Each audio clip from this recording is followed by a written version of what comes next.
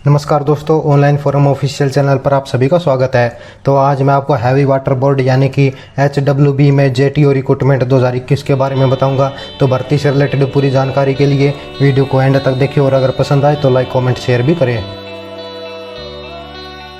तो देखिए दोस्तों, ये है ऑफिशियल नोटिफिकेशन। यहाँ पर आपको सारी जानकारी मिल जाएगी। सबसे ऊपर लिखा हुआ है गवर्नमेंट ऑफ इंडिया, नीचे चलकर आपको लिखा मिल जाएगा हैवी वाटर बोर्ड, और अब इसके बाद आपको एडवर्टाइजमेंट नंबर दिया हुआ है HWB/1/2021, और इसके बाद आपको लास्ट डेट के बारे में बताया गया है। तो लास्ट डेट है 2/8/2021 यानी कि 2 अगस्त से पहले आपको इस एप्लीकेशन लेटर को डिपार्टमेंट के पास भेजना होगा। अब इसके बाद नीचे चलकर आपको एक टेबल दी गई है। इस टेबल में आपको टोटल पोस्ट और उनके साथ रिजर्वेशन और पे स्केल, नेम ऑफ पोस्ट के बारे में पूरी जानकारी मिल जाएगी।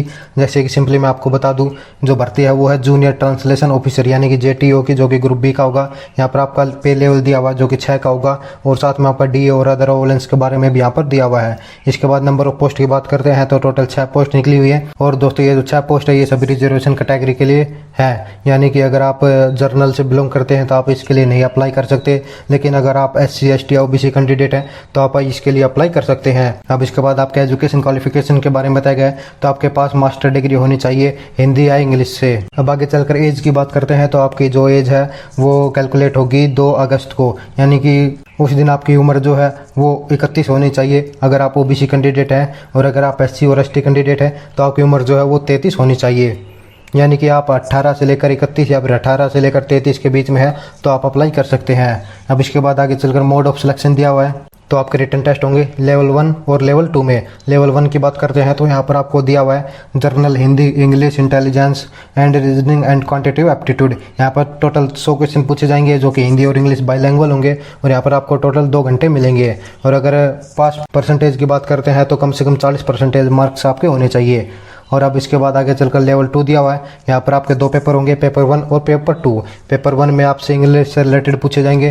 जैसे शुरू में आपको बताया गया है कि पैराग्राफ होगा जो कि हिंदी टू इंग्लिश ट्रांसलेशन होगा, इसके बाद दूसरा इंग्लिश टू हिंदी ट्रांसलेशन करना होगा, और इसके बाद आपके सेंटेंस दिए जाएंगे जो कि हिंदी टू इंग्लिश और हिंदी टू इंग्लिश में आपको ट्रांसफर करने होंगे। और इसके बाद आगे चलकर आपको 5 और 6 में सिनोनिम पूछे जाएंगे जो कि हिंदी टू इंग्लिश और इंग्लिश टू हिंदी आपको ट्रांसलेट करने होंगे। अब इसके बाद आगे चलकर पेपर 2 के बारे में बताया गया। ये टोटल 100 मार्क्स का होगा। यहाँ पर जो टाइम ड्यूरेशन है वो 3 घंटे का रहेगा। नीचे चलकर आपको बताया गया कि जर्नल, इंटेलिजेंस और रीजनिंग क्वांटिटेटिव एप्टीट्यूड ये 50 मार्क्स के होंगे। उसके बाद हिंदी और इंग्लिश जो 15-15 मार्क्स के होंगे, और ऐसे हिंदी और ऐसे इंग्लिश जो है वो टोटल 10-10 मार्क्स के होंगे। इस तरह से आपका पेपर 1 और पेपर 2 होंगे। और दोस्तों, आगे बढ़ने से पहले मैं आपको बता दूं, अगर वीडियो पसंद आ रहा है तो लाइक कमेंट शेयर करते चलें, और साथ में चैनल को भी सब्सक्राइब कर ले ताकि आने वाली सभी भर्तियों की जानकारी आपको टाइम टू टाइम मिलती रहे। अब इसके बाद आगे चलकर आपको जर्नल इंस्ट्रक्शन दिए गए हैं। इसमें पहले मैं आपको बताया गया कि डिपार्टमेंट जो है वैकेंसीज को घटा भी सकता है और बढ़ा भी सकता है। और इसके बाद यहाँ पर कुछ और पॉइंट्स दिए गए हैं। जैसे पॉइंट 3 जो है वो इसमें आपको बताया गया कि जब आपका रिटर्न एग्जाम होगा यानी कि लेवल 1 और लेवल 2 के टेस्ट होंगे, उस टाइम आपको एडमिट कार्ड लाना होगा, और उसके साथ में आपका सेल्फ अटेस्टेड कॉपीज भी लाने होंगे उस डॉक्यूमेंट के जो आपने अटैच किए हैं। इसके बाद जो पॉइंट 4 है इसमें आपको बताया गया कि कैंडिडेट्स को अपनी एजुकेशन और टेक्निकल क्वालिफिकेशन के बारे में पहले से हो जाना चाहिए कि उसकी जो सर्टिफिकेट्स है वो कंप्लीट है या नहीं। और इसके बाद जो पॉइंट 6 है इसमें आपको बताया गया कि आपका जो सिलेक्शन प्रोसेस होगा वो मुंबई में ही होगा। और दोस्तों, पॉइंट 7 इंपॉर्टेंट है। यहाँ पर आपको बताया गया कि आपकी जो वेटिंग लिस्ट होगी उसमें आगे चलकर क्या उन्हीं कैंडिडेट्स को लिया जाएगा जिन कैंडिडेट्स ने पहले सिलेक्शन में ज्वाइन नहीं किया था। अब इसके बाद जो 11 पॉइंट है इसमें ट्रैवलिंग अलाउंस के बारे में दिए गए, यानी कि यात्रा में छूट। तो अगर आप SC और ST कैंडिडेट हैं तो आपको रेल का जो किराया है वो 2nd क्लास का यानी कि स्लीपर क्लास का दिया जाएगा। और दोस्तों, जो पॉइंट 12 है इसमें आपको बताया गया कि अगर आप सेंट्रल या फिर स्टेट गवर्नमेंट के अंडर काम करते थे तो आपको नो ऑब्जेक्शन सर्टिफिकेट भी दिखाना होगा। और इसके बाद जो 16 पॉइंट है ये इंपॉर्टेंट है। इसमें आपको बताया गया कि अगर आपके जो मार्कशीट है उनमें परसेंटेज दी गई है तो अच्छी बात है, लेकिन अगर आपके मार्क्स CGPA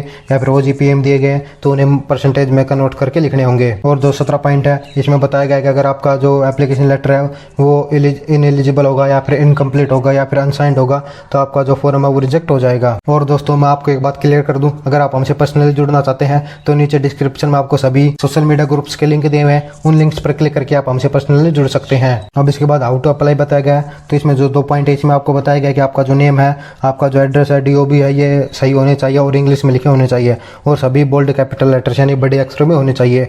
और इसके बाद जो 3 पॉइंट है इसमें आपको बताया गया कि आपका जो एनवेलप होगा उसके बाद आपको लिखना है application for the post of, यानी जिस पोस्ट के लिए आप अप्लाई कर रहे हैं यानी कि JTO, उसका नाम लिखना होगा और साथ में एडवर्टाइजमेंट नंबर भी लिखना होगा। इसके बाद आपके फोटोग्राफ के बारे में बताएगा, आपका एक रिसेंट का फोटोग्राफ होना चाहिए और पासपोर्ट साइज फोटो होना चाहिए और साथ में दोस्तों उसके पीछे जो है वो व्हाइट बैकग्राउंड होना चाहिए और नेम और डेट भी लिखी होनी चाहिए। अब इसके बाद सेल्फ अटेस्टेड कॉपीज के बारे में बताया गया है, यानी कि आपको कौन कौन से डॉक्यूमेंट जो है वो अटैच करने होंगे।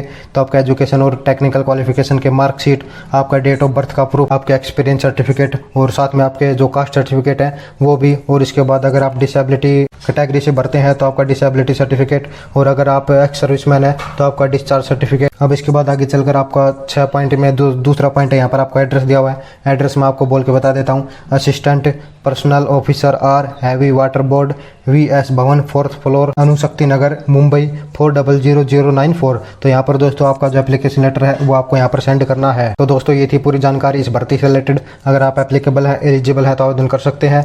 और दोस्तों इस भर्ती का फॉर्म कैसे फिल करना है इसका वीडियो भी आपको बहुत जल्दी मिल जाएगा। और अधिक जानकारी के लिए वीडियो के नीचे डिस्क्रिप्शन में आपको ऑनलाइन फॉर्म करके एक साइट का लिंक दिया हुआ है, उस लिंक पर क्लिक करके आप इस भर्ती के बारे में पूरी जानकारी ले सकते हैं और साथ ही इस ऑफिशियल नोटिफिकेशन को भी डाउनलोड कर सकते हैं। और दोस्तों आप वहीं से बिल्कुल फ्री में आपका एप्लीकेशन लेटर को भी डाउनलोड कर सकते हैं। अगर वीडियो पसंद आया है तो वीडियो को लाइक कमेंट शेयर करें और चैनल को सब्सक्राइब करके बेल नोटिफिकेशन ऑन कर लें ताकि आगे आने वाली सभी भर्तियों की जानकारी आपको टाइम टू टाइम मिलती रहे। जय हिंद, जय भारत।